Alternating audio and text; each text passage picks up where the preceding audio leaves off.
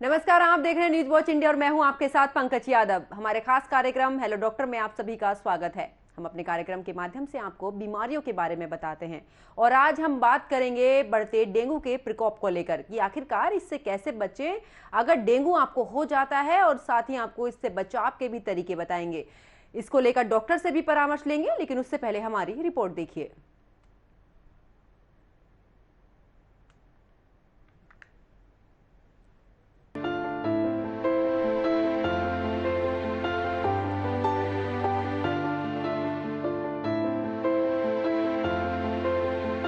Dengue Aedes मच्छर के काटने से होने वाली बीमारी है।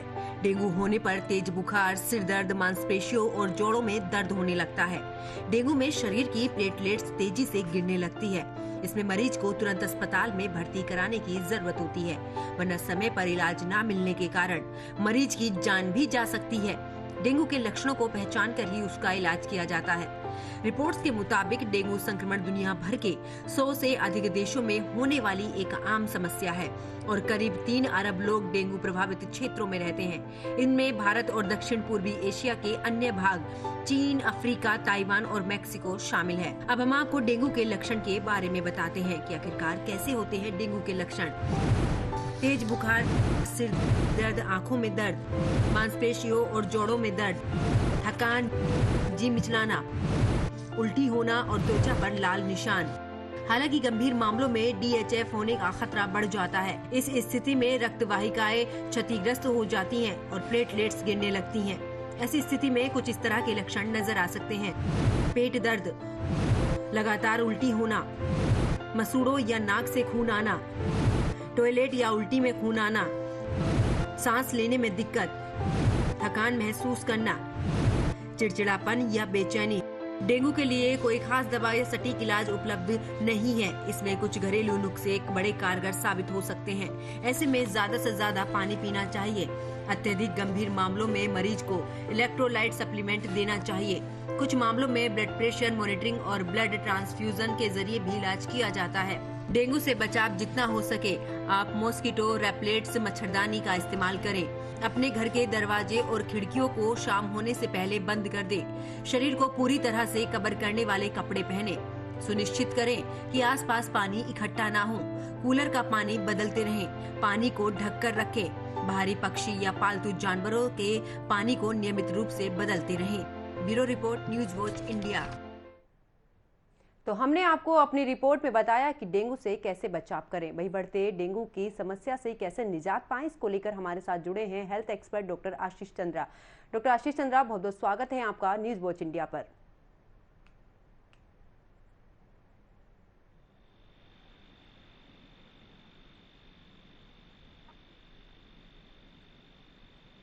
तो देखिए, जिस तरीके से डेंगू का प्रकोप लगातार बढ़ता जा रहा है, अगर आंकड़ों की बात करें तो डेंगू के मामले सामने आ रहे हैं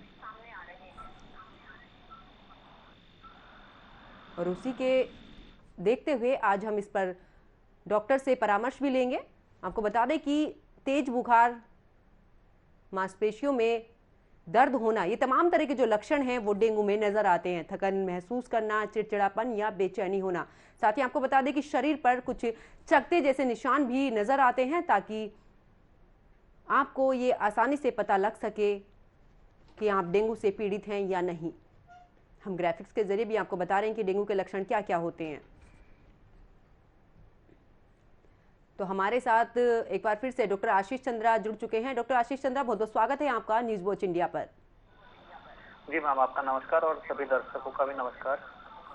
डॉक्टर आशीष चंद्रा, सबसे पहला सवाल तो यही है, देखिए साल भर की अगर हम बात करें तो 1-2 मरीज डेंगू के आना आम बात है, लेकिन आखिरकार क्या वजह होती है कि इस समय पर जो डेंगू का प्रकोप है वो लगातार बढ़ता जाता है?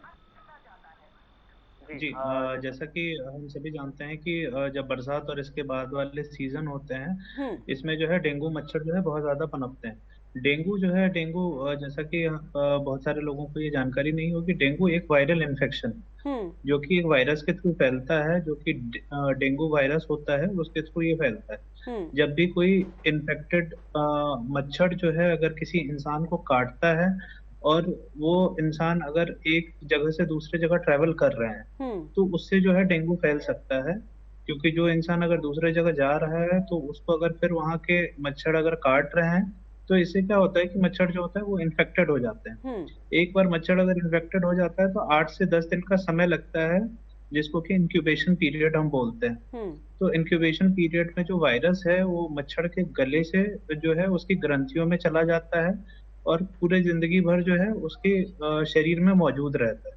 तो बिल्कुल। अपने जीवन काल में वो मच्छर जिन भी लोगों को काटता है, हम्म। जो कि हम फीमेल एडीज मच्छर जो होती है, तो उससे डेंगू नामक बीमारी उत्पन्न होती है। बिल्कुल। डॉक्टर साहब देखिए, जी बात अगर डेंगू के मच्छर की करें तो कहा जाता है कि जो मच्छर है वो दिन के समय में काटता है। क्या इसके अलावा कुछ और भी समय ऐसा होता है जिस समय इस मच्छर का प्रकोप सबसे ज्यादा होता है? जी देखिए, जैसा कि हम जानते हैं कि हमें जो है घरों में जैसा कि इस्तेमाल करने के लिए हमें मॉस्किटो रिपेलेंट या फिर जो हम्म। मच्छर मारने की जो दवाइयाँ होती हैं इनका छिड़काव करना चाहिए। और जो समय की बात है तो समय के शाम के समय में जो है मच्छर ज़्यादा वो होते हैं और रोशनी की तरफ आकर्षित होते हैं। हम्म। तो उस समय जो है ज़्यादा अ, उसके उससे ग्रसित होने की आशंका रहती है।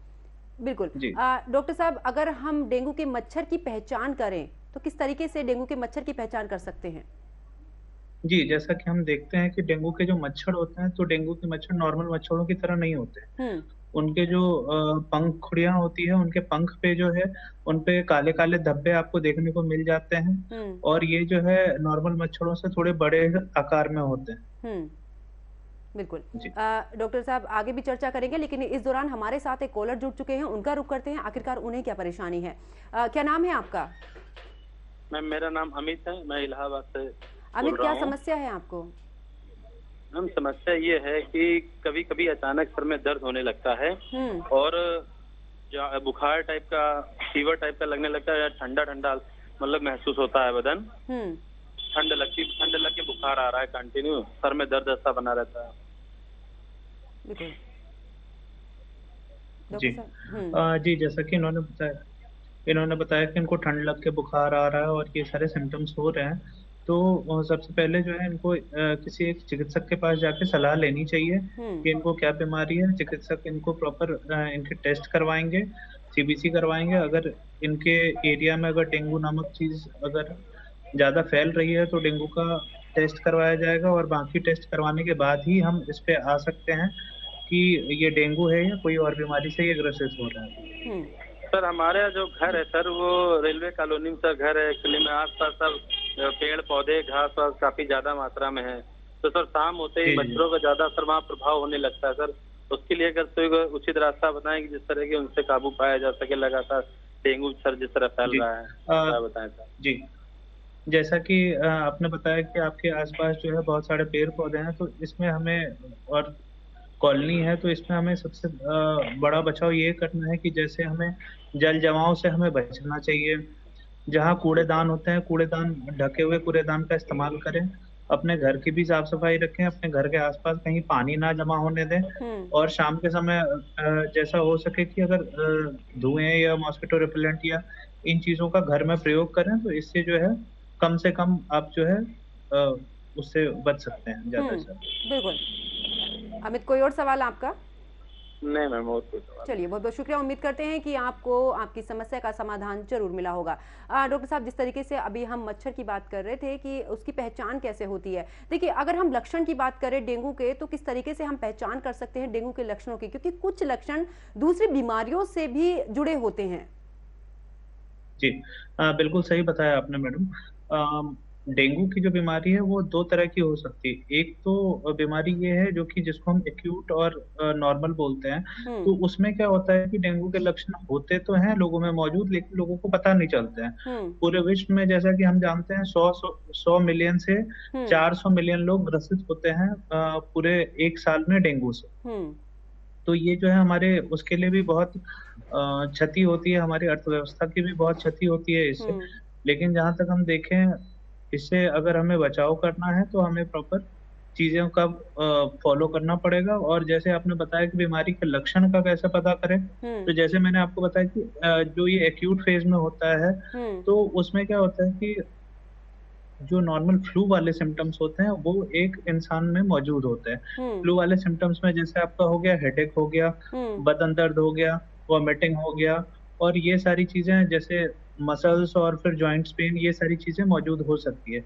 अगर इसी का सीवियर सिम्टम्स है जिसको कि हम जानलेवा डेंगू भी बोलते हैं, तो जानलेवा डेंगू में जैसे क्या होता है कि खून की उल्टियां हो सकती है, आपके पेशाब में या फिर टॉयलेट में जो है खून जो है मौजूद हो सकता है। इसके अलावा जो मसूड़े होते हैं, मसूड़ों से भी खून आने की समस्या देखी जाती है, और जो है पेट में दर्द और लगातार वॉमिटिंग जैसी समस्याएं भी देखी जाती है सीवियर डेंगू में, जिसमें कि हमें जो है तुरंत से तुरंत मरीज को जो है स्वास्थ्य केंद्र पे या चिकित्सीय परामर्श की जरूरत होती है उसमें। बिल्कुल।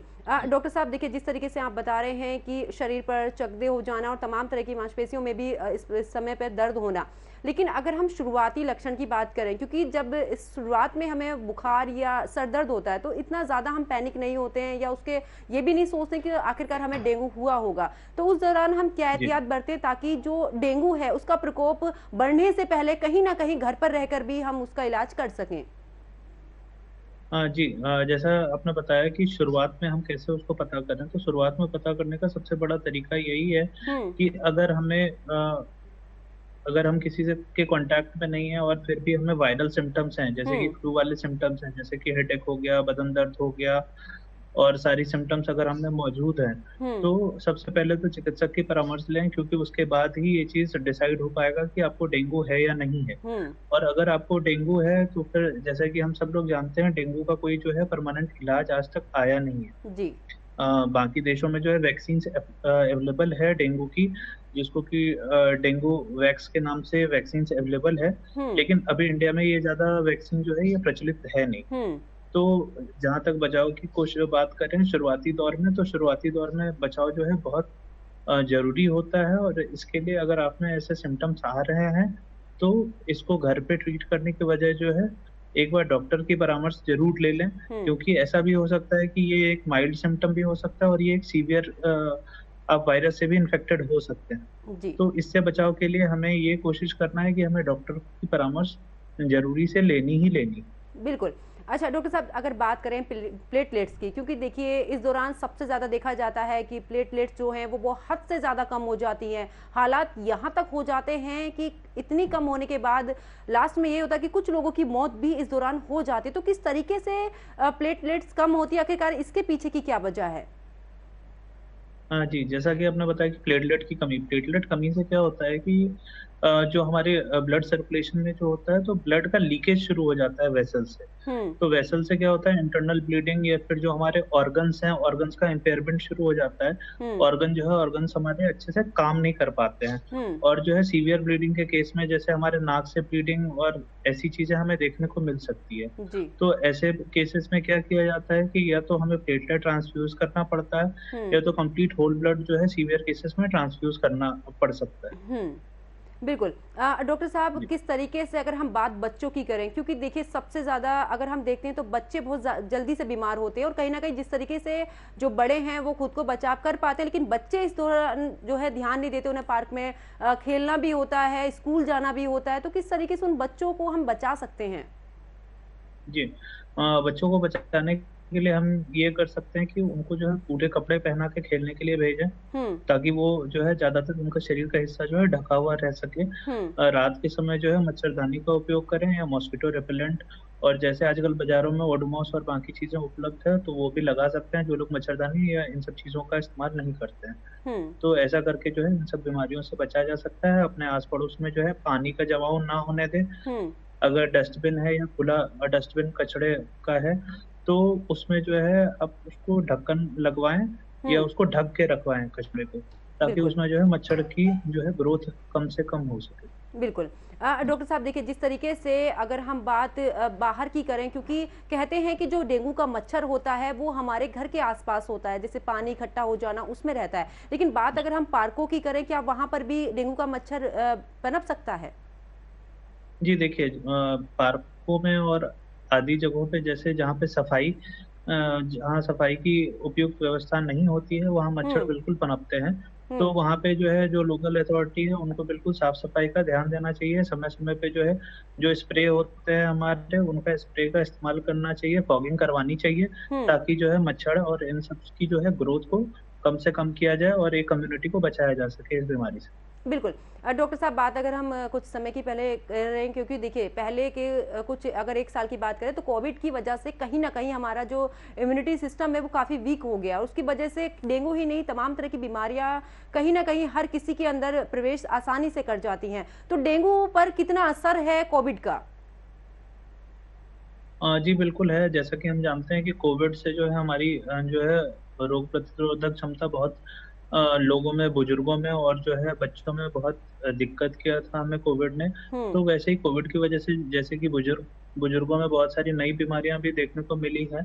तो वैसे में अगर उनको डेंगू होता है या बाकी चीजें होती है तो उनकी जो बीमारी है और ज्यादा बढ़ सकती है, उनको और ज्यादा तकलीफ बढ़ सकती है, जो कि उनके जिंदगी के लिए एक खतरनाक साबित हो सकती है। डॉक्टर साहब, अगर डेंगू के जैसे जांच होती है, किस तरीके से जांच हो सकती है? अगर क्योंकि जांच में भी सबसे ज्यादा ये होता है कि लोग बहुत कम जाने की कोशिश करते हैं, क्योंकि ज्यादातर नॉर्मल बुखार को लेकर वो यही सोचते हैं कि ठीक है पैरासीटामोल या कुछ ऐसी चीजें एंटीबायोटिक हम ले लेते हैं ताकि घर में ही रह के इसका इलाज हो सके। तो किस तरीके से जांच को लेकर हम करा सकते हैं? हाँ जी, डेंगू के लिए जैसे एक नॉर्मल पुरानी पद्धति थी वो आरटीपीसीआर होती थी। जैसे कि कोविड के ड्यूरेशन में आरटीपीसीआर होता था, वैसे ही आरटीपीसीआर ही होता है डेंगू के लिए भी। लेकिन डेंगू का एक रैपिड टेस्ट किट भी होता है, हाँ। जिसमें जो है डेंगू का जो प्रोटीन होता है, जो वायरस वो प्रोटीन उत्पन्न करती है उसकी जांच की जाती है। तो वो रैपिड टेस्टिंग किट के थ्रू होता है, तो वो भी तुरंत में करवा सकते हैं। 20 मिनट में उसका रिजल्ट आ जाता है, तो उससे जो है ये पता चल जाता है। बिल्कुल। डॉक्टर साहब, इस दौरान अगर हम खान पीन की बात करें, क्योंकि सबसे ज़्यादा कोई भी बीमारी हो खान पीन का इतना ज़्यादा असर पड़ता है हमारे शरीर पर कि इलाज एक तरफ और हमारी डाइट एक तरफ, तो किस तरीके से इस दौरान हम एहतियात बरत सकते हैं और किन किन चीज़ों का इस्तेमाल करें? जी, बिल्कुल सही बताया आपने। इसमें हमें ये करना चाहिए कि ज़्यादा पोषक तत्व और ज़्यादा न्यूट्रिशियस फूड का इस्तेमाल करना चाहिए। ज़्यादा से ज़्यादा हाइड्रेटेड होना चाहिए, मतलब शरीर में जो है हमें ज़्यादा पानी का इंटेक करना चाहिए। और जो है ज़्यादा से ज़्यादा लोगों को हो सके तो जूसेस और हल्के खाने का सेवन करें। ज़्यादा फैट या फिर ज़्यादा मांस मछली और इन सब चीज़ों का सेवन कम से कम करें इस ड्यूरेशन में, क्योंकि शरीर को जो है इस समय जो है पचाने में भी ज़्यादा शक्ति लगती है। तो इस समय जितना आप न्यूट्रिशियस और हल्की चीज़ें लेंगे, उतना आपके सेहत के लिए फ़ायदेमंद रहेगा। और जैसे कि हम आयुर्वेदिक अगर पद्धति से देखें तो गिलोय और आंवला का सेवन जो है इस समय जो है उत्तम माना गया है, क्योंकि उसके सेवन से जो है प्लेटलेट का काउंट जो है बहुत जल्दी बढ़ता है। तो खाने में पौष्टिक तत्वों को लाएँ, अच्छी चीज़ों का सेवन करें, जूस हो गया, चने हो गए, अच्छी चीज़ें खाएँ और जो है इन सब चीज़ों से परहेज़ करें। अपने आस-पास जो है साफ-सफाई रखें, तो आप जो है डेंगू से बच सकते हैं और आपकी स्वास्थ्य भी अच्छी रहेगी। बिल्कुल। डॉक्टर साहब, अभी आपने जिस तरीके से बताया कि गिलोय और ये भी कहा जाता है कि पपीते के पत्ते जो होते हैं वो प्लेटलेट्स को बहुत जल्दी बढ़ाते हैं। आखिरकार किस तरीके से प्रोसेसिंग होता है ताकि जो प्लेटलेट्स हैं वो इतनी जल्दी से बढ़ पाती हैं और मरीज जल्दी ठीक हो जाता है? जी, बिल्कुल सही बता रहे हैं आप। क्योंकि हमारे एलोपैथिक में अभी तक कोई डेंगू के लिए ट्रीटमेंट अवेलेबल है नहीं। और ट्रीटमेंट जो डॉक्टर्स जो मेडिकेशन प्रोवाइड करते भी हैं वो भी जो है पपीते के पत्ते का एक्सट्रैक्ट और यही सारी चीजें होती है। तो इससे बेटर है अगर आपको नेचुरली ये चीजें अवेलेबल हो सकती है तो उन चीजों को नेचुरली लें, तो वो जो है ज़्यादा से ज़्यादा आपके शरीर के लिए फ़ायदेमंद होगा। और इनमें सबसे अच्छी चीज़ ये होती है कि जैसे कोई इस रोग से ग्रसित मरीज है, अगर वो सुबह-सुबह उठ के खाली पेट इन चीज़ों का सेवन करते हैं, जैसे गिलोय आंवला या फिर पपीते का जो भी है, उनका अगर हम सेवन सुबह-सुबह खाली पेट कर रहे हैं और उसके आधे घंटे या 1 घंटे बाद अगर हम कुछ ले रहे हैं, तो शरीर में जो है सबसे ज़्यादा उस चीज़ का अवशोषण होता है। तो वो जो है आपके जो है खून में जल्दी जाएगा और आपके जो है शरीर को ठीक करेगा और प्लेटलेट काउंट को जल्द से जल्द बढ़ाता है। बिल्कुल। डॉक्टर साहब, अगर जिस तरीके से मरीज की बात होगी, अगर जो लोग स्वस्थ हैं और उन्हें इस चीज़ का खतरा है क्योंकि बाहर निकलना होता है, ज़रूरी काम होते हैं, वो किस तरीके से खुद को एक स्वस्थ रख सकते हैं इस दौरान? क्योंकि इस समय डेंगू के जो केस हैं वो लगातार बढ़ रहे हैं, तो वो किस तरीके से स्वस्थ रख सकते हैं? ऐसा खान पीन में हम क्या इस्तेमाल करें, क्या चीज़ें ऐड करें अपनी डाइट में ताकि हम स्वस्थ रह सकें? जी, खाने-पीने में जो है हम जैसे पौष्टिक तत्व हैं, जैसे जूस हो गया इस समय में, सीजनल फ्रूट्स हो गया उसका इस्तेमाल कर सकते हैं, और जो है जो भी हाई न्यूट्रिशियस फूड है उसका इस्तेमाल करें। और बीच बीच में जैसे 6 महीने पे अगर हो गया तो 6 महीने में जो है 30 डेज का हम मल्टीविटामिन का भी कोर्स ले सकते हैं। तो इससे जो है आप बहुत तरह की बीमारियों से बच सकते हैं। बिल्कुल। डॉक्टर साहब, जिस तरीके से अभी कुछ समय पहले की अगर बात करें, 1-2 साल पहले की, तो चिकनगुनिया की वजह से लोगों के पैरों में जो दर्द था वो काफ़ी समय तक रहा था। क्या डेंगू में, अगर हमारे शरीर में डेंगू के लक्षण अगर पाए जाते हैं, तो क्या आने वाले समय में कुछ और भी दिक्कतें महसूस की जाती हैं? जी, बिल्कुल सही मैम आप बता रहे हैं। जैसे कि चिकनगुनिया जो होता है, जो फीमेल एडीज मच्छर होती है, जो कि डेंगू को कैरियर होती है, वही मच्छर जो होती है चिकनगुनिया और येलो फीवर, इन सब का भी वो होती है, मीडियम होती है। ठीक है, कैरियर माना जाता है उनको। तो बिल्कुल ऐसा हो सकता है कि जो मच्छर में अगर जिससे डेंगू हो रहा है, तो उससे जो है चिकनगुनिया नामक बीमारी भी हो सकती है लोगों को। बिल्कुल। अगर हम परेशानियों की बात करें, क्योंकि जिस तरीके से मसल्स में पेन रह पाता है, तो क्या आने वाले समय में ये जो दर्द है, क्या जब तक हमारे शरीर में डेंगू है या जब तक उसका इलाज चल रहा है तब तक ही रहता है, या आने वाले समय में भी ये रह सकता है? नहीं, ये जो है कम दिनों के लिए ही रहता है। जितने दिन तक लोग इन्फेक्टेड होते हैं वायरल इन्फेक्शन में, उतने दिन तक ही रहता है इसका दर्द। उसके बाद ये दर्द ठीक हो जाता है। तो दर्द में हम मेनली ये करते हैं कि जो पैरासिटामोल होती है, सिर्फ पैरासिटामोल ही लेनी होती है इसमें। इसके अलावा कोई और दवाइयाँ नहीं देनी चाहिए मरीज को, जैसे कि आइब्यूप्रोफेन हो गया और जो है आपके एस्पिरिन हो गए। तो एस्पिरिन और आइब्यूप्रोफेन से हमें इस ड्यूरेशन में बचना चाहिए, क्योंकि ये क्या करता है कि हमारे जो खून को है और पतला करता है। तो इस ड्यूरेशन में अगर किसी को डेंगू है और हमने उसको ऐसी मेडिसिन दे रखी हैं, तो उनको जो है इंटरनल ब्लीडिंग या फिर नेजल ब्लीडिंग, ये सारी चीजें हो सकती है। तो हमें जो है इस ड्यूरेशन में मेडिसिन भी जो है बहुत सोच समझ के उनको लेनी चाहिए, या फिर किसी चिकित्सक के परामर्श से ही मेडिसिन लेनी चाहिए। बिल्कुल। डॉक्टर साहब, अगर बात हम इस दौरान लिक्विड की करें, क्योंकि देखिए लिक्विड का बेहद अहम रोल होता है हमारे शरीर को लेकर, तो किस तरीके से लिक्विड डाइट को हम फॉलो कर सकते हैं? जी बिल्कुल, जैसा कि मैंने पहले भी बताया कि लिक्विड डाइट जो है बहुत ज़्यादा इम्पोर्टेंट होता है इस समय पे, क्योंकि वो जो है सुपाच्य होता है, इजीली डाइजेस्ट हो जाता है। तो इस समय जितना हो सके फ्रूट का जूस हो गया, आपका वेजिटेबल्स जूस हो गया, और बाकी चीज़ें जो है आप ले सकते हैं, जिससे कि आपके शरीर को ताकत मिलेगी और आप जल्द से जल्द स्वस्थ होंगे। बिल्कुल। और जितना हो सके पानी का सेवन करें ज़्यादा से ज़्यादा। बिल्कुल। डॉक्टर साहब, देखिए डेंगू को लेकर सरकार भी तमाम तरह के जो तरीके हैं वो अपनाती हैं, फॉगिंग कराती है, लेकिन अगर हम बात करें, क्योंकि सरकार पर ही हम डिपेंड नहीं रह सकते, कुछ सफाई हमें अपनी तरफ से भी करनी होगी, तो किन चीज़ों का हम सबसे ज़्यादा ख्याल रखें?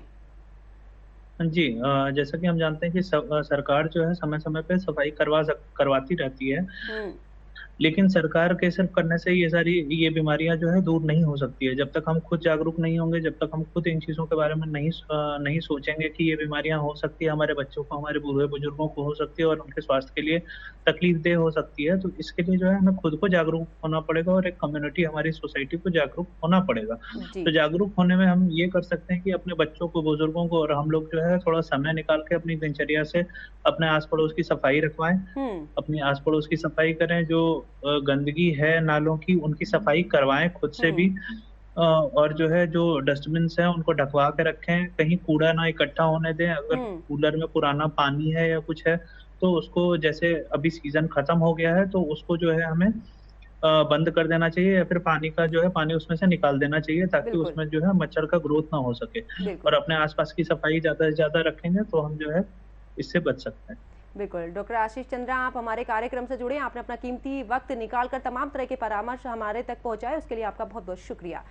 तो आज आप सभी ने हमारे कार्यक्रम में डेंगू के बारे में जाना है, और साथ ही किस तरीके से इससे बचाव कर सकते हैं इसके बारे में भी हमने आपको बताया है। तो मेरे साथ इतना ही। अगले कार्यक्रम में मैं एक बार फिर से नई बीमारी और नए समाधान के साथ हाजिर होंगे। तब तक आप अपना और अपनों का ख्याल रखिए। मुझे दीजिए इजाजत। नमस्कार।